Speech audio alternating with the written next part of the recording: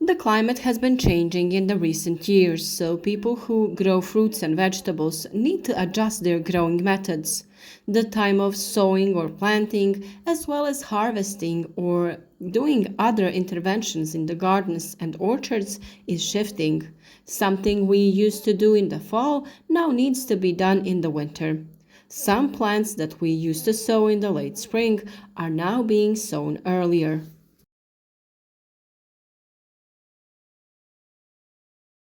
The same is true with other interventions such as pruning, treatments, fertilization, and other agri-technical measures. This year was quite suitable for the development of diseases, so a large number of leaves became sick and fell off. The beginning of autumn was above average warm, so vegetation did not stop and new young leaves appeared. Some fruit trees even bloomed. That was a sign that the vegetation was still present and will remain so until the temperatures drop and the first frosts appear. This should be paid attention to when planning work in the orchard.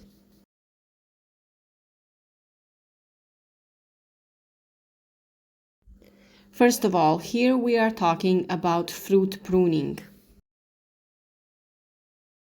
In this video, we will talk about the terms for pruning different fruit trees, so stay with us until the end of the video. If this video is useful to you, support our work with a like and share the video with your friends on social networks. Winter pruning of fruit trees begins with a drop in temperature during the dormant period of the vegetation. Pruning of stone fruits such as apples, pears, and quinces can begin at the end of November and last until the leaves begin to appear. Summer or green pruning of fruit trees is very important for these fruit trees. We have noticed that after a well-done green pruning, fruit trees prepare their fruit buds much better for the next year's crop.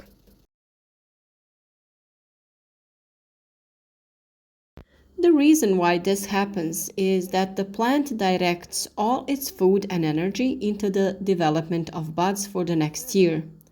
Large young shoots, which are often called water-sucking shoots, are not needed by the plant next year and should be removed as soon as possible. That is why it is best done in the summer.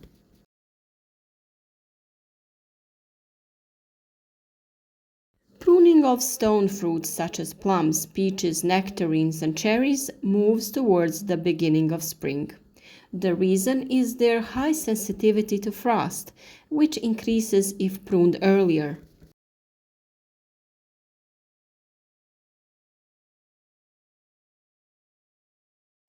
The optimal time to do the pruning of these fruit species is after the leaves fall. The advantages of pruning in late autumn are multiple. Trees are then less stressed. Leaves and fruits do not interfere with pruning, and there are no insects. However, if you were unable to prune in autumn, the second optimal time is in spring before buds swell and vegetation begins to move.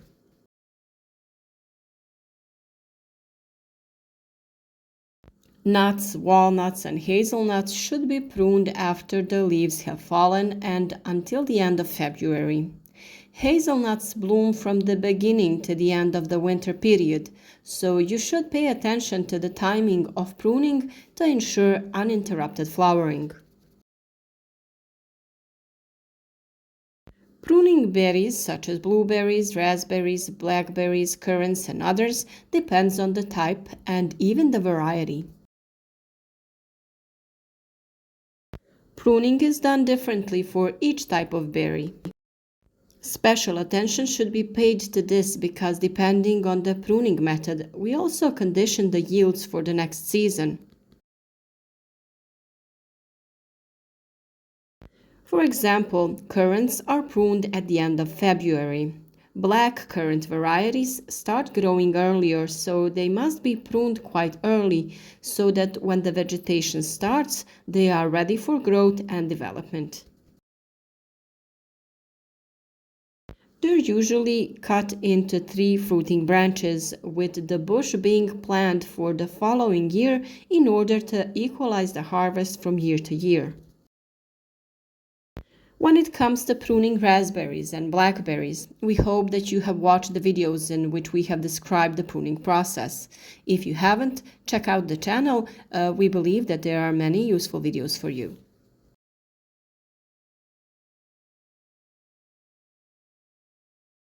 Pruning freeform stone fruit trees should also be done at the end of winter before the start of vegetation. If you are pruning in a vase shape relatively low, you cut all branches that cross within the crown, while cutting fruiting branches to 2 or 3 buds.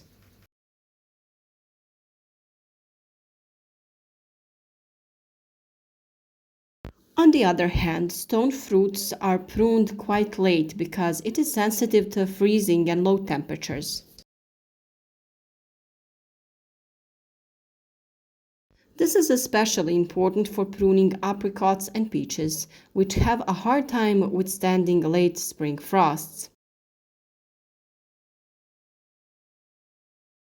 Just like with the stone fruits, it is necessary to thin out the crown, remove branches that cross, and shorten the fruiting branches. For pruning, you should provide sharp tools such as small fruit shears, telescopic shears, and a fruit saw, fruit wax, a ladder or platform from which trees with large crowns can be reached and processed.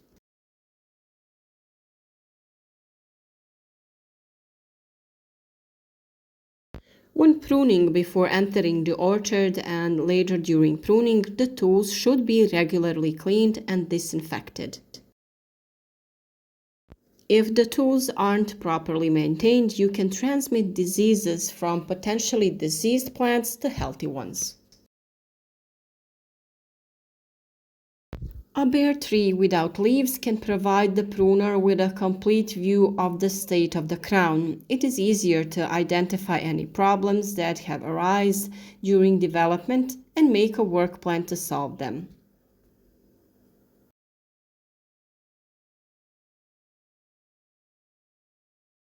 This is really another reason why you shouldn't be rushing with pruning.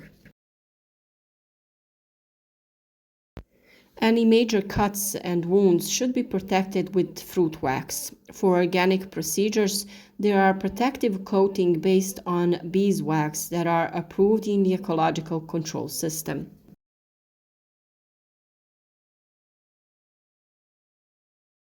Branches that remain after pruning diseased plants should be removed from the orchard. If you have the ability to mulch, you can mulch them in the plantations themselves and thus return part of the organic mass to the soil.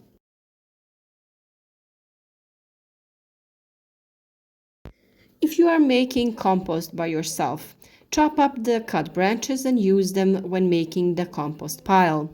When planning raised beds, place the cut branches at the bottom of the frame. Place the other layers needed to form the productive raised beds on top of them.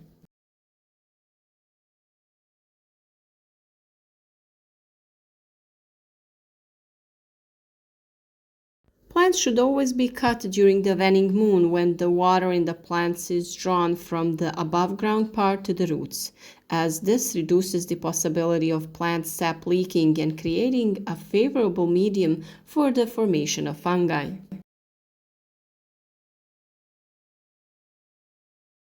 For post-pruning treatment, lime sulfur can also be used in concentration of 2% for winter spraying. Lime sulfur can be purchased on the market and is applied by conventional spraying with backpack or tractor sprayers.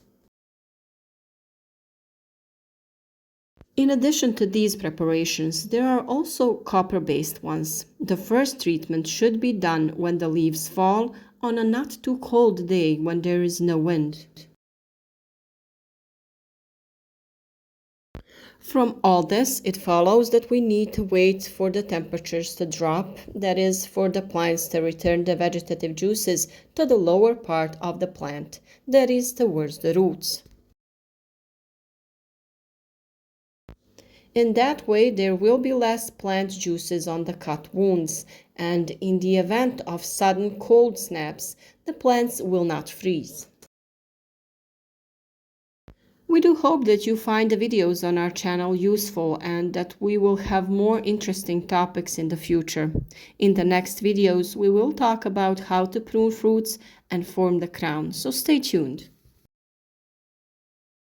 If our videos are useful to you, we hope that you will leave us a like, share this video with your friends on social networks. Thank you for watching and see you again tomorrow.